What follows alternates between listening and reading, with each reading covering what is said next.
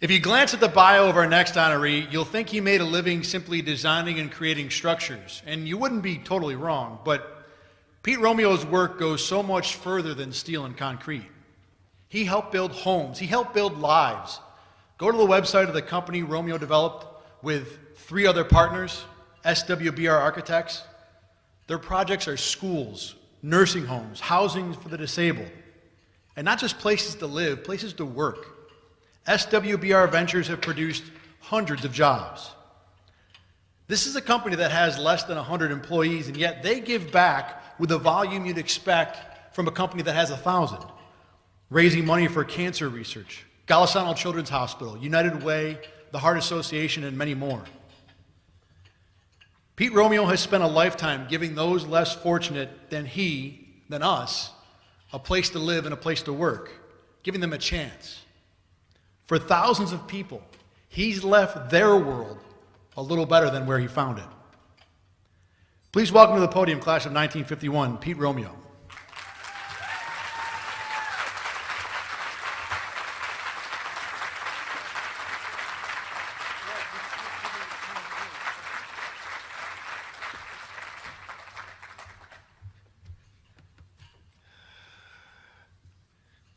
These old bones don't move as quickly as they used to.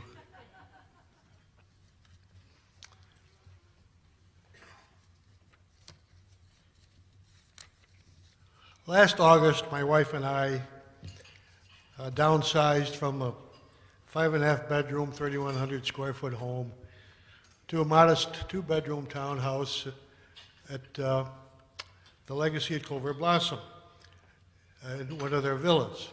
One of our neighbors in the same cluster of 4, all right, are husband and wife by the name of Marv and Lois Jacob. We see each other every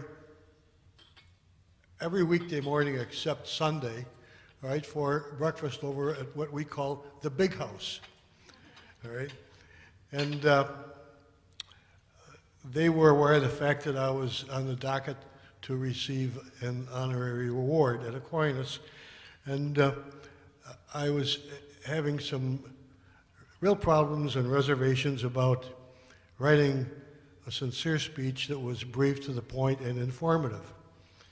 So Marv wrote a note to me.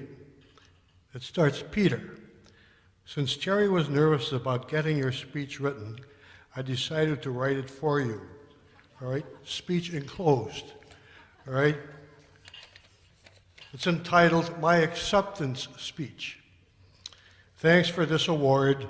I earned it, and it was about time.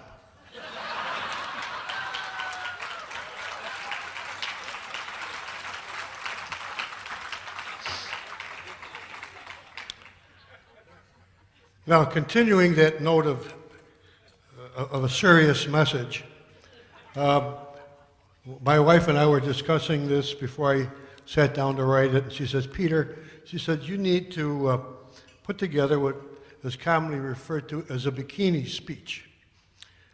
Long enough to cover the subject and short enough to be interesting.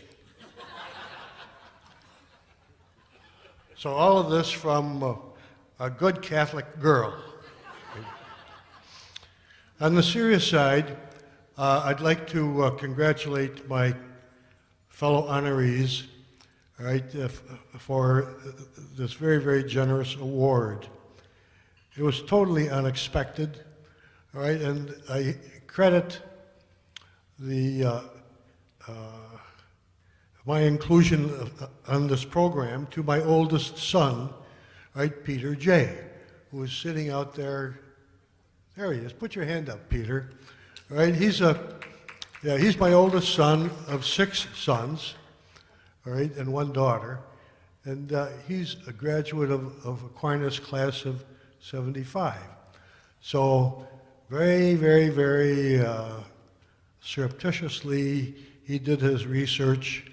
I think he started it in the Library of Congress, ended up before the Intelligence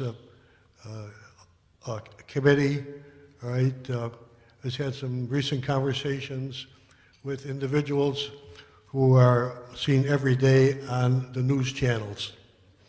So, in any case, I owe him an endless debt of gratitude for putting together the facts that occur in the bio, one of which is included in today's program.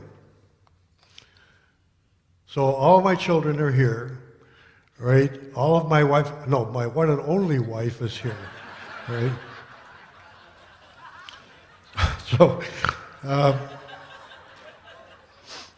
it's time to get serious.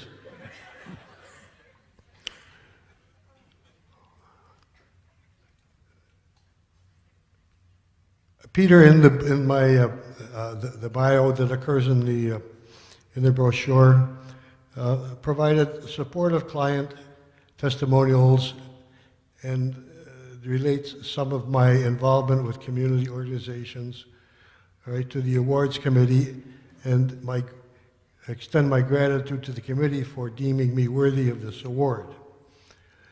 And as I mentioned before, I extend my congratulations to my co-honorees. I thought that you might be interested in how I decided to pursue the architectural profession. It started at the tender age of 9 or 10 during World War II, right when I developed a love for building balsa wood warships, that I had visions of becoming a naval architect.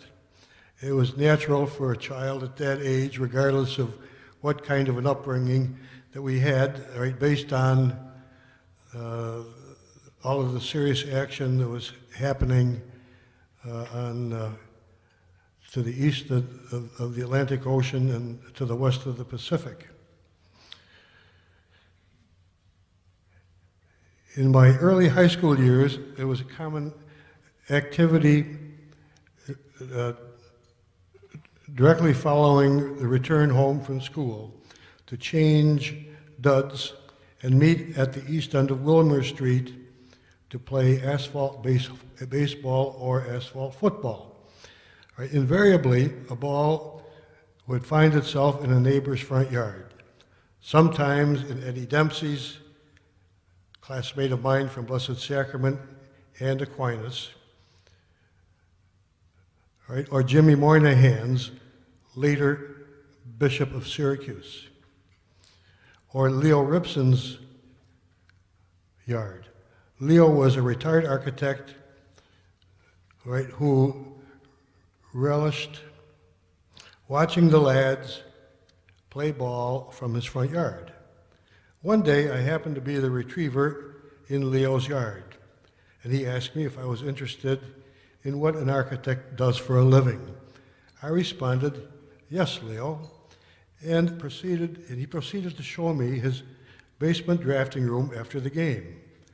Leo had been the architect for that parish's rectory and convent, and chief draftsman while employed by Gordon and Madden for the parish grammar school and church. That's when I got hooked. Interesting fact also relating to Leo Ripson. He had one boy, two girls, two daughters. His one son, one and only son, right, graduated from Aquinas, I think maybe 5 years before I did, right, went to Notre Dame and graduated as an architect. Small world.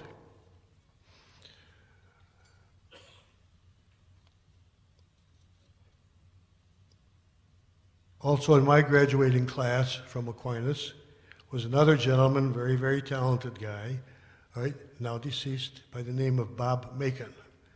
Right, Bob Macon was one of the two cartoonists for our yearbook. Right, the other cartoonist, right, was the father of a current partner at SWB Architects who's in the audience, right? Dave Rebholz was my classmate. Steve Rebholz was his son. Through the years, I've had the pleasure and good fortune of working with a number of notable local architects, the most influential being Tom Werzer, AQ class of '53, Notre Dame class of 58.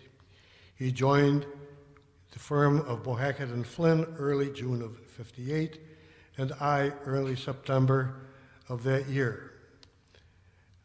We started a lifelong friendship, akin to that of blood brothers. We shared the same values, absorbed from hardworking, loving families, parochial grammar schools, Aquinas, and the universities we attended.